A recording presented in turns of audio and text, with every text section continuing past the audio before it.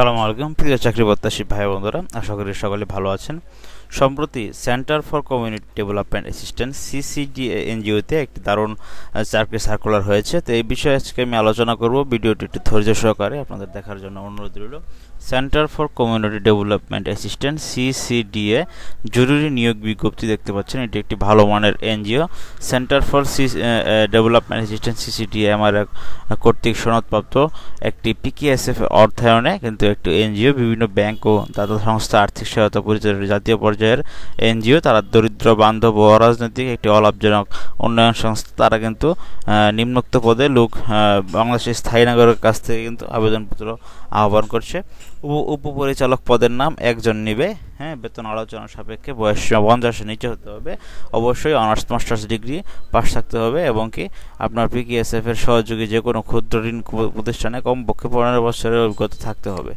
উপপরিচালক প্রকল্প এটাও একজন নিবে। এটার জন্য কিন্তু আপনাকে অনার্স মাস্টার্স পাস থাকতে হবে এবং কি আপনার কোনো প্রতিষ্ঠানে আপনি পরিচালনা করেছেন এরকম অভিজ্ঞতা লাগবে। এলাকা ব্যবস্থাপক কার্যক্রম 5 জন নিবে। প্রার্থীদেরকে ন্যূনতম স্নাতকোত্তর সমমানের ডিগ্রি হতে হবে। কোনো পরীক্ষায় দ্বিতীয় শ্রেণী বিভাগ অথবা সিজিপিএ 2.50 কম গ্রহণযোগ্য হবে না। বেতন আলোচনা সাপেক্ষে বয়স 42 বছরের নিচে। সিনিয়র ব্যবস্থাপক মানব সম্পদ ও প্রশাসন একজন নিবে। বেতন আলোচনা সাপেক্ষে বয়স 40-এর নিচে। এই পদের জন্য অবশ্যই প্রার্থীদেরকে ন্যূনতম স্নাতকোত্তর ডিগ্রিধারী হতে হবে। কোনো পরীক্ষায় তৃতীয় শ্রেণী বা সমমানের সিজিপিএ 2.50 কম গ্রহণযোগ্য হবে না। পদ সংশ্লিষ্ট বিষয়ে স্নাতকোত্তর ডিগ্রিধারী অথবা পোস্ট গ্রাজুয়েট ডিপ্লোমা সম্পূর্ণকারী প্রার্থীদের কিন্তু অগ্রাধিকার দেওয়া হবে।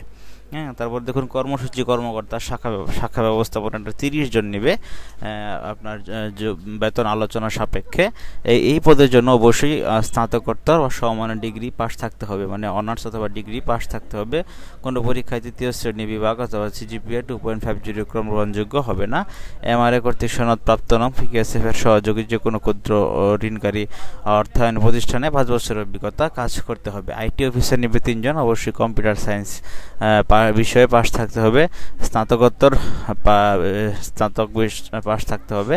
কোনো পরীক্ষায় তৃতীয় শ্রেণী বা সিজিপিএ 2.50 ক্রম কিন্তু হবে না। শাখা হিসাব রক্ষক 30 জন নেবে। এই পদের জন্য হিসাব বিজ্ঞানে অনার্স মাস্টার্স পাস থাকতে হবে। কোনো পরীক্ষায় তৃতীয় বিভাগ পাওয়া যাবে না। 2.50 কম কিন্তু গ্রহণযোগ্য হবে না। এমআরএ কর্তৃক সনদপ্রাপ্ত পিকেএসএফ এর সহযোগী যে কোনো ক্ষুদ্র ঋণকারী প্রতিষ্ঠানে অভিজ্ঞতা থাকলে তাদেরকে অগ্রাধিকার দেওয়া হবে। প্রত্যেকটা পদের জন্য কিন্তু যারা অভিজ্ঞ আছে তাদেরকে অগ্রাধিকার দেওয়া হবে। প্রশিক্ষণার্থী মাঠ কর্মকর্তা নেবে 50 জন, মানে ফিল্ড অফিসার। বেতন হবে এই স্থায়ীকরণের পরে 28,000 থেকে 32,931 টাকা। শিক্ষানবিষ্কার বেতন হবে 15 থেকে 17,000 টাকা। বয়স 30 বছরের নিচে হতে হবে। এই সার্কুলারটি দৈনিক প্রথম আলো পত্রিকায় গতকালকে প্রকাশিত হয়েছে। তো দেখুন, ফিল্ড অফিসার পদের জন্য অবশ্যই আপনাকে ইন্টারমিডিয়েট অথবা অনার্স অথবা ডিগ্রি পাস থাকতে হবে।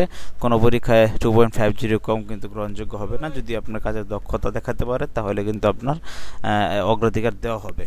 তো বন্ধুরা, আশা করি আপনারা বুঝতে পেরেছেন। এখন দেখাবো কীভাবে আবেদন করবেন। সকল পদে অধিক যোগ্যতা সম্পন্ন প্রার্থীদের জন্য বয়স শিথিলযোগ্য।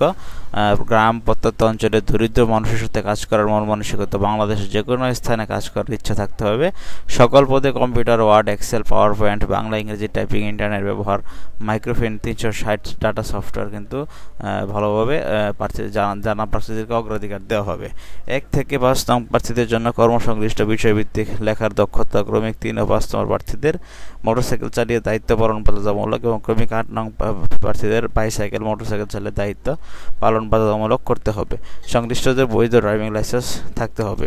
চূড়ান্তভাবে নির্বাচিত প্রার্থীদের সংস্থায় যোগদানের সময় মা বাবা, আপন ভাই বোন, নিকটাত্মীয় 2 জনকে জামিনদার হিসেবে নিশ্চয়তা প্রদান করতে হবে। সংস্থার নিয়ম অনুযায়ী জামানত প্রদান করতে হবে, যা নির্দিষ্ট মেয়াদন্তে সংস্থা ত্যাগকালে সংস্থার নিয়ম অনুযায়ী লভ্যাংশ সহ ফেরত দেওয়া হবে।